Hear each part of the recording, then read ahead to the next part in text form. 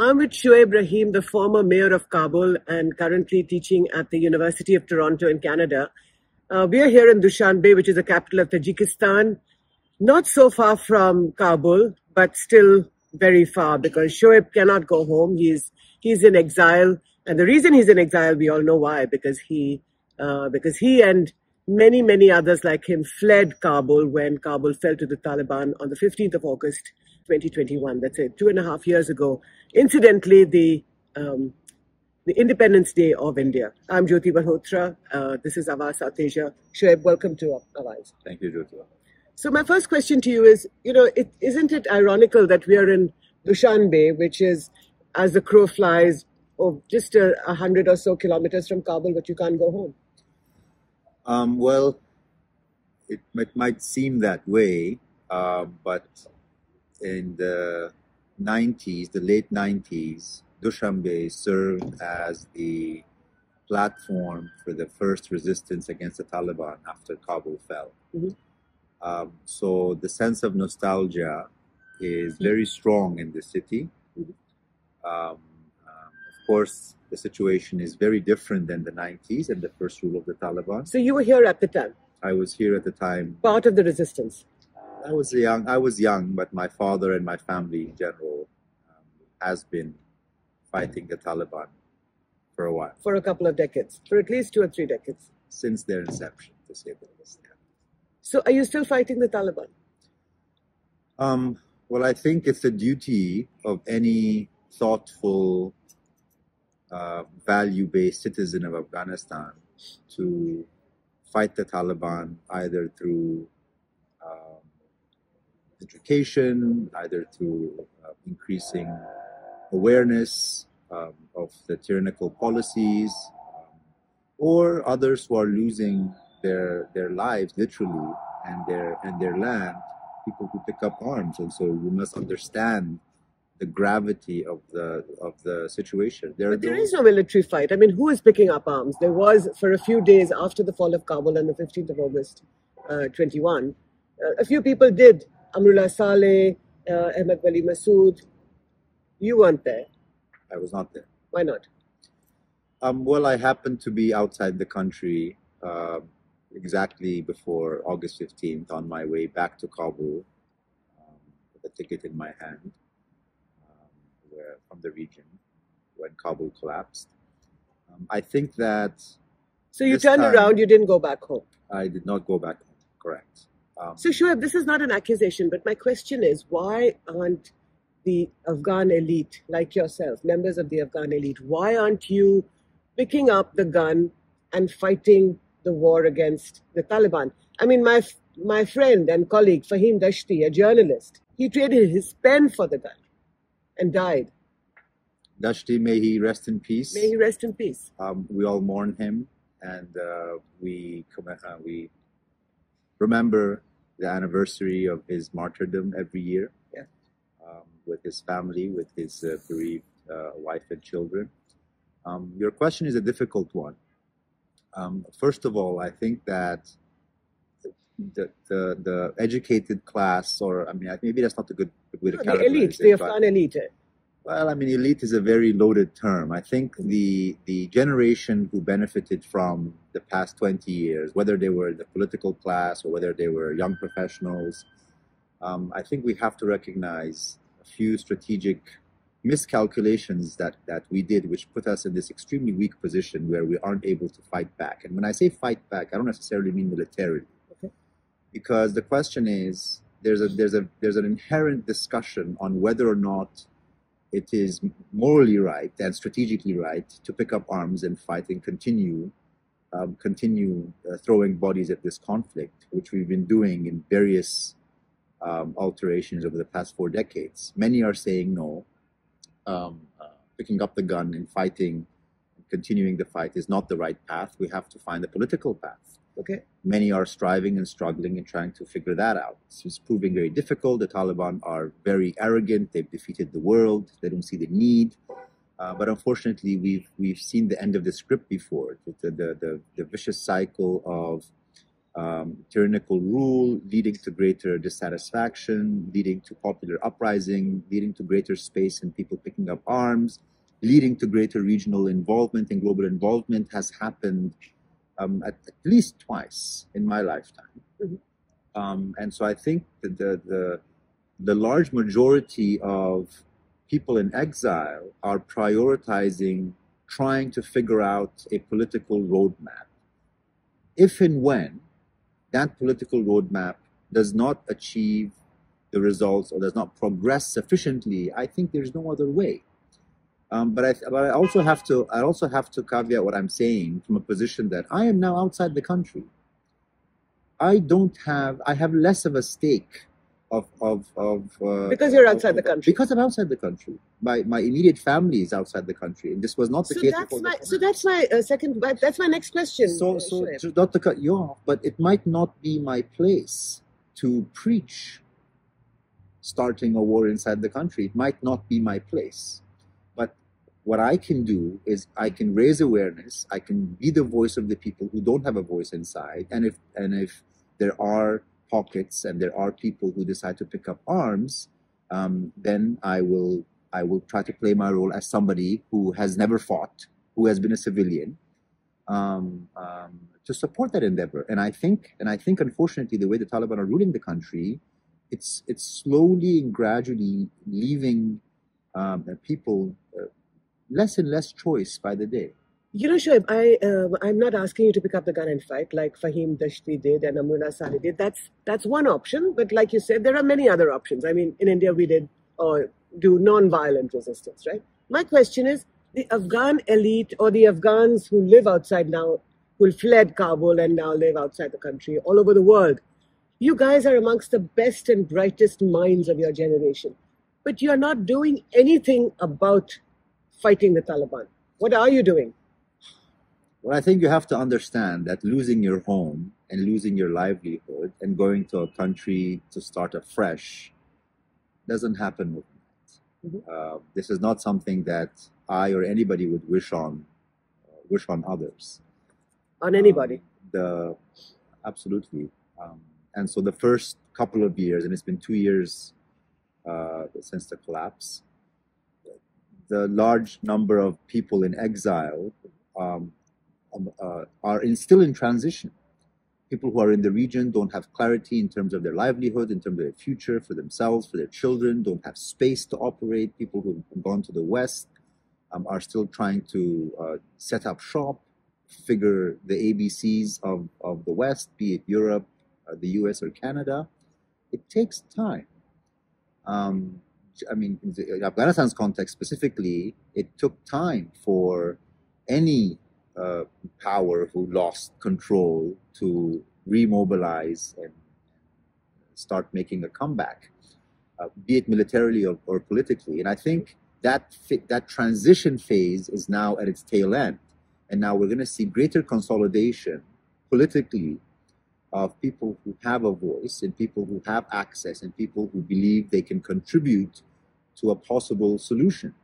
Because if you speak to the Taliban, they're like, well, we brought peace, there is no war, we're inclusive, we have implemented Islamic law, there is no need for us to do anything. This is the perfect, the best situation Afghanistan can ever be in. The region's working with us, our fiercest foes, our partners now, be it the Iranians. And that's all true. Be it the Iranians, be it the Indian establishment who is establishing ties.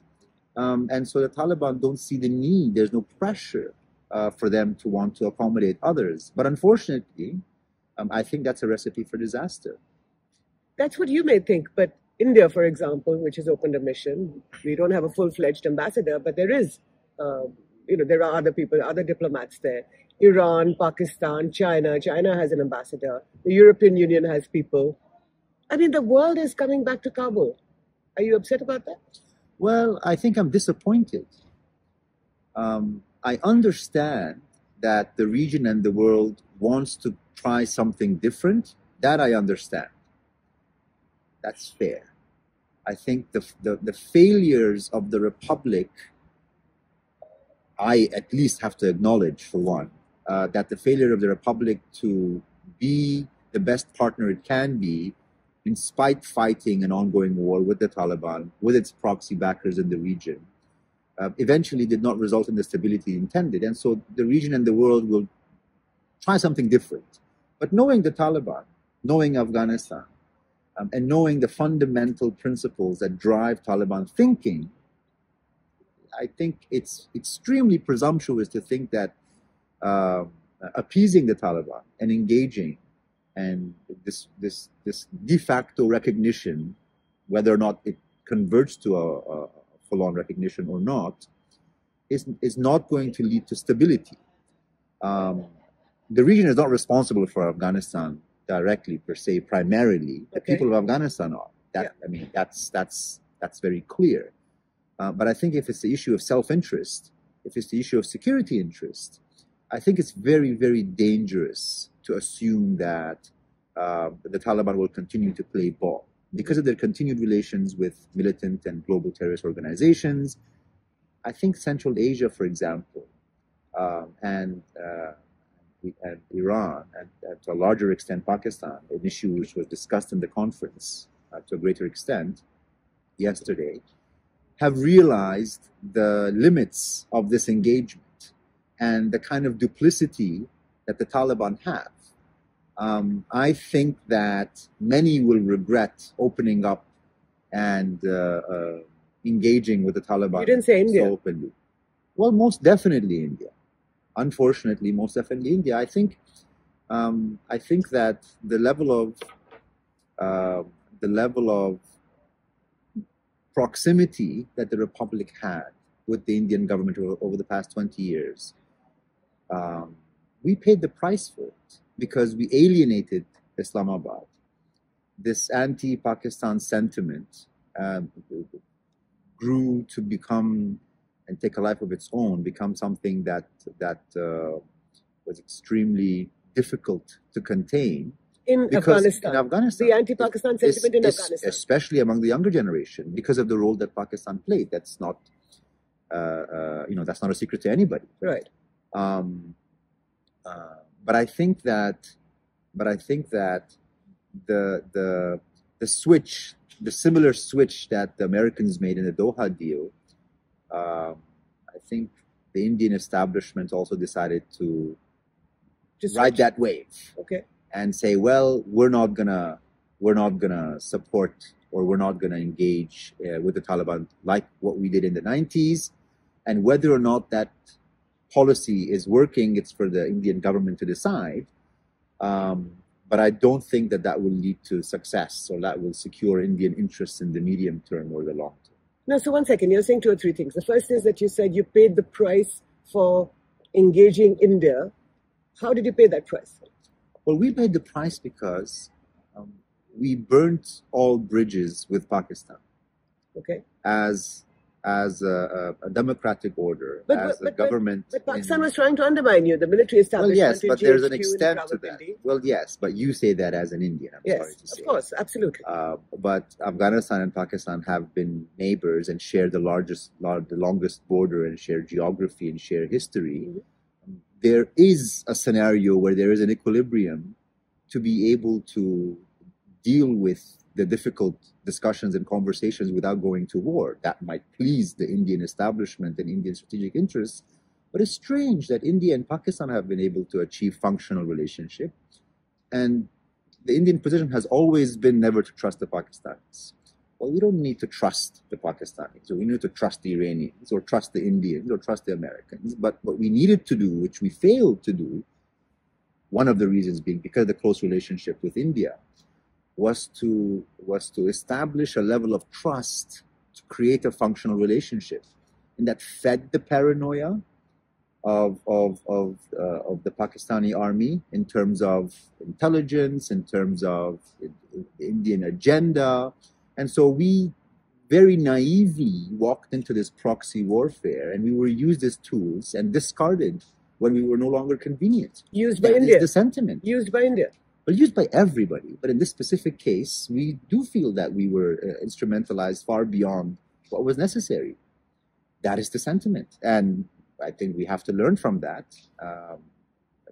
This is not a particular judgment on India when it comes to the collapse of Afghanistan. But I think the Republic's inability to have an independent policy of engagement with the international community, starting with the US and NATO, and then with the region, resulted in us very simply being unable to maintain internal cohesion when the Americans decided that we're leaving. So, wait, but you did have an independent relationship with the US and with NATO. I didn't understand that part. Define independent.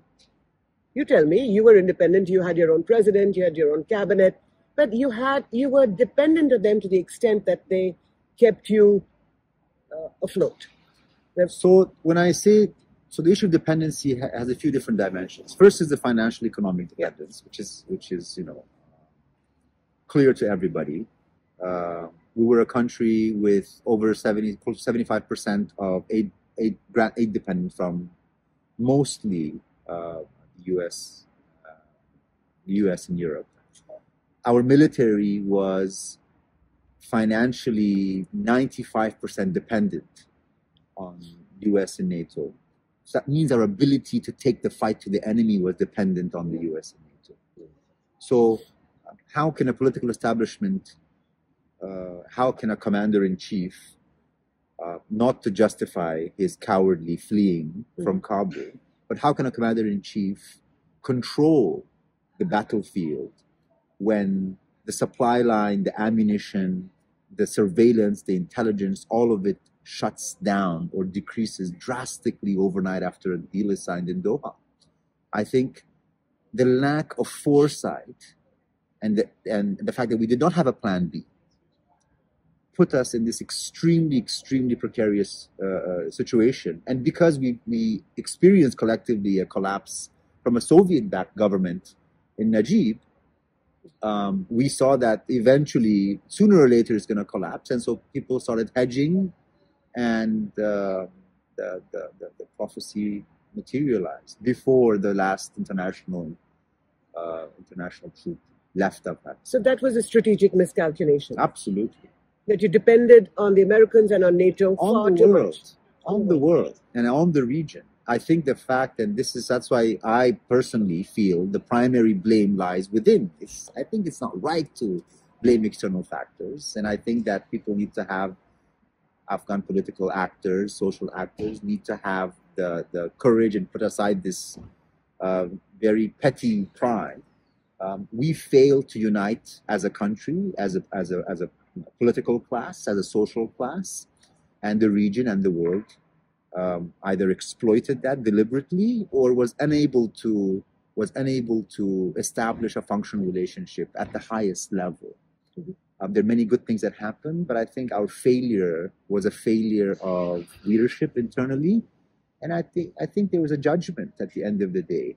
Again, not to justify the Doha deal. Yeah. The judgment was that we can no longer rely completely on a partnership with a democratic order. We need to bring in the Taliban, which needed to happen. I was involved in the Doha process, in the negotiations.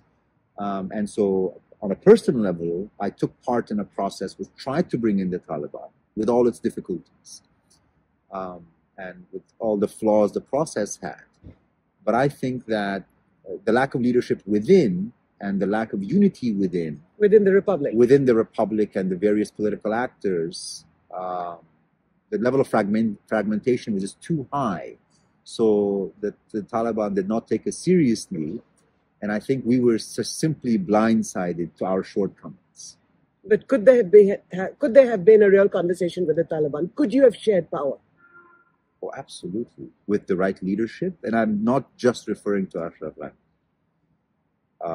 With the right leadership, we most definitely could have done that, or could have attempted to have a political system, regardless of who led, regardless of the percentages. But we could have had a political establishment which would have, at the very least, preserved our institutions. I don't want to talk about the constitution and the ideological discussions. Right. That's a very lengthy process. But we lost a 300,000 strong security force in our national army, national police, and intelligence in a very, very short period of time. Yet those institutions crumbled because we failed to create common ground politically because the Taliban had gotten what they wanted and they weren't willing to play ball. So what have they got? They had gotten the territory and they kept getting more and more territory. They got the deal with the Americans. The territory and all that was contestable. They got to deal with the Americans. And the fact that they got to deal with the Americans was already a nail in the coffin. And so we were fighting a losing battle. That never should have happened. And that happened because our failure as a republic to demonstrate to the Americans and the world that we can take care of this.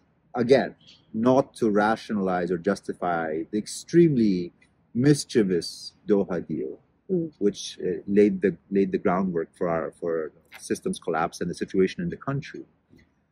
But there's enough blame to go around. So on the one hand, the Americans had done a deal with the Taliban. They'd made a pact with the devil, if you like. And on the other hand, the Afghan leadership was not united to deal with both the Taliban and to stand up to the Americans. Why couldn't you stand up to the Americans? Well, standing up to Trump is, you can ask that question from anybody in Washington, D.C., and people might not have a right answer. You had to stand up to Zalmay Khalilzad. Do you blame him too? Well, I think many did stand up to Zalmay Khalilzad. Ashraf Ghani definitely did, but he was labeled as having a personal agenda, which to an extent he did. But I think the problem was that the political class bought into Zalmay Khalilzad's promise of, I assure you positions and seats in the next political establishment, just like what we did in Bonn. And so, when the Taliban... yes. So because of the high level of polarization in Kabul between Ashraf Ghani and all the political actors. Hamid Karzai. Everybody, whether it's Karzai, whether it was Jamiat, whether it was Wahdat, whether it was Jumbish, all of those political parties who had power one way or the other and were relevant. Ashraf Ghani just discarded them. It was very polarized. Ashraf Ghani was not willing to retract and unify the line. The people outside the palace were resentful enough to say we will do anything as long as we get Ashraf Ghani out. It creates a scenario where it only benefits the Taliban, and that's exactly what happened. So when Hamid Karzai said that the Taliban are also Afghan, he was probably implying that all of you, everybody is Afghan, so you can talk to each other. So that was the right way to go, right? Well, I think Hamid Karzai's position has been extremely elusive during his presidency and afterwards. I think we had the opportunity to unify and genuinely stop a comeback of the Taliban if Karzai was genuinely serious. But he was not. The game that was played internally was that Karzai and this nationalist Pashtun agenda was to use the Taliban to crush the Northern Alliance in the north, and so they allowed some space. And so what that did was it conveniently allowed the Taliban to make a comeback, and that poisoned the well, essentially, that destroyed the trust within the republic. Mm-hmm. And so Karzai played that very dangerous game. And then later on, because the Americans stopped backing him in 2009 elections, which was filled with fraud and a compromise by Dr. Abdullah, which is apparently the only thing he's good at, even though he had a democratic mandate, he was resentful of the Americans. And so he took anti-American positions. Dr. Abdullah? No, Karzai. Karzai, sorry. Dr. Abdullah would never take an anti-American position. God forbid he have an independent position.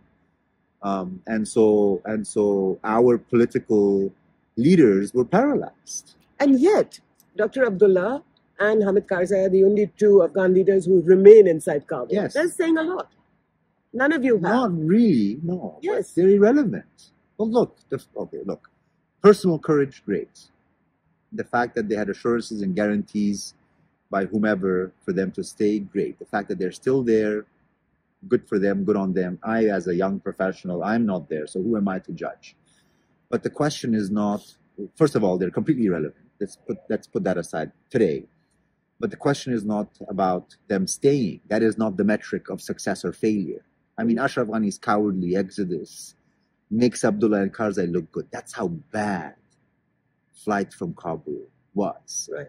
But the fact that during this presidency and during the national unity government, both Karzai and Abdullah failed to lead, failed to have a policy which would create unity and sustainable unity within Afghanistan, they should be judged based on that.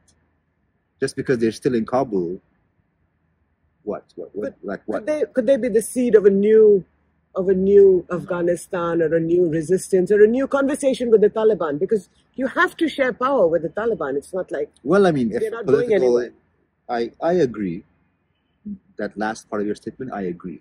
Whether or not Karzai and Abdullah, as burnt political figures, have a place in that, we would have to ask. I personally don't think so. Okay. They've given their test to the people of Afghanistan. Okay, let's talk about what's happening inside Afghanistan. We know things are really bad and going from bad to worse. But how do you see this going forward? Can the Afghan, I don't want to call it a diaspora, but can the Afghan community outside Afghanistan, can you start to have a conversation with the Taliban? Is there any likelihood of that? Well, I think it's inevitable. But I want to qualify by saying that there is extreme arrogance among the Taliban leadership, which the Republic had back in 2001 and 2, Right. which the Mujahideen government had, Jamiat had in 1992 when Najib collapsed, which the PDPA Communist Party had after the military coup after they took over from Dawood Khan. What happened to all those regimes? What happened to all those governments? Eventually, because Afghanistan is such diverse, politically, socially, linguistically, ethnically, culturally, this arrogance and this closed-door policy of my way or the highway leads to failure. And so it's inevitable. But the Taliban have to eventually play ball. And knowing their leadership, they will only do so when they're forced, whether domestically or regionally. So it's interconnected. It's like a catch-22. But regionally, it doesn't seem to me that anything is happening, because Pakistan is in bed with the Taliban. Indians have opened an embassy in Kabul or reopened their embassy in Kabul, and they seem to be making nice with the Taliban too. The embassy in Delhi has shut down. The Republic's mission in Delhi has shut down. So it seems to me that the region has completely... Not completely. No? Not completely. I think the region is hedging. It's heavily in favor of the Taliban or those in power. Yeah. But the region is definitely hedging, including Central Asia. But I think global politics and regional politics very easily shift priorities. We lost due to the shift in the past 5 to 6 years and change of priority. Mm-hmm. We might benefit in the medium term. So the only thing you should do is never count us out. No, that's absolutely that's the first thing. The first lesson you learn when you go to Kabul is that the Afghans have always survived. But my last couple of questions. At the conference, at the Herat Dialogue, you talked about resources capture inside Afghanistan by the Taliban. What do you mean by that? So the public sector resources, the national budget, the international funding, a lot of extortion from the private sector, prioritizing Taliban militants over the citizens, redistribution of resources to Taliban commanders as war booty. That's a resource capture. And it is their God-given right, because they have won the jihad. They have defeated their enemies. and so morally it is justified. Hmm. That is resource capture. There is a sense of, and so I mean, I want to be fair. I want to try to be as objective as possible. Right. There is a certain sense of, I would say, pressure to contribute to the welfare of the people, and because their credibility is on the line, we see that happening to an extent. But the fact that we see a lot of the top leadership demonstrate the behavior of unaccountable leaders during the Republic, not all, but unfortunately many towards the end, is a telltale sign that, because of no accountability, definitely not from the people, but they will simply be imprisoned and tortured or killed, but from the international community who are funding Afghanistan. How much money comes into Afghanistan every month from the international community? It's hard to say. The 40 million comes as liquidity to maintain the currency. The 4 billion reserve was released last year, although the other 4 billion was not. A lot of the World Bank funding was released to pay for civil servants. There's a lot of undeclared funds that are sent in. The region, there's cash flow from the region, definitely, which is cash flow, like hard cash. I mean, you're not going to send the wire transfer through New York to the Taliban, are you? Well, that's not working anyway, the wire transfer. Yeah, so. But hard cash from the region, what countries? Well, I mean, this was the case during the Republic as well. Absolutely, you had a lot of hard cash coming in. That's how, especially in the earlier days, that's how regional politics works. So China, you think China is giving in a lot of the hard cash? I think